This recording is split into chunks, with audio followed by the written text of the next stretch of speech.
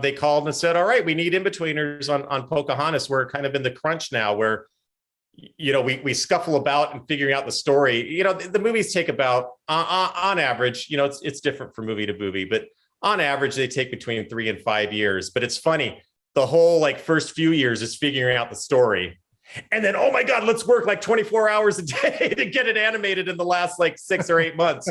So they need a lot of folks on hand. So I got hired on that crunch period on Pocahontas. Huh. Okay. So did you in between the character Pocahontas? Right. Yeah. So everything when it was traditional animation, it was all because, gosh, the quality of drawing is so high. Yeah. So you got assigned to a character, so you could master drawing that character, not have to worry about drawing everybody. And luckily, I was just eager. I was hardworking, maybe because I had such a humble beginning. Once I saw a bit of a door open, I had to kick that thing open, and I worked hard. And so I got hired onto and then also because Pocahontas is a main character, she has a lot of footage. It requires a larger team. So I was able to get on that Pocahontas character, which was amazing to me because now I was in cleanup, but I'm kind of working on Glen Keane's team. Glen Keane is like animation legend, definitely Disney legend.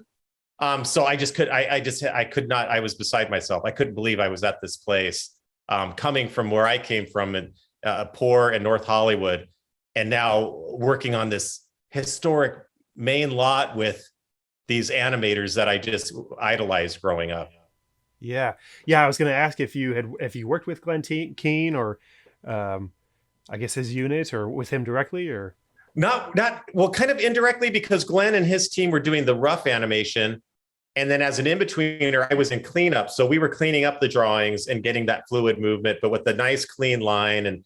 And on that show, I learned what thick and thin lines mean. Like the line kind of tapers to a nice, thin thing, but it goes thick as it goes through. And you learn how to build on that. And it takes about an hour drawing. So I wasn't directly with him, but then there would be meetings where he came in and talked to us about what he was trying to, capture with Pocahontas. And of course I was just stars in my eyes. And I thought, well, I got hired for a crunch, and I had learned from the older folks that were more experienced. They're like, yeah, a lot of times it's the crunch, it's all hands on deck. But then when we're done, they kind of pare down to start the next movie. And then maybe you'll get called in a few months or a year to the next movie. So I thought, gosh, this window might be small for me. So my first week, I brought in my Art of Aladdin book because, oh my God, I loved Aladdin. And I got all my heroes to sign it. So Glenn drew a drawing of Aladdin for me, and I got to talk to him. And as I talked to him, it was like a nervous, crush. I had my voice was doing that quivering thing. But I got him to sign it. Eric Goldberg drew a genie for me in there. And I just got, all my heroes to sign this book. But little did I know with my passion and my this work ethic, that poverty kind of ingrained in me. Here it is, gosh, that was 94 when I got hired. We're going, past 25, getting close to 30 years ago. And I've kind of maintained this career at Disney.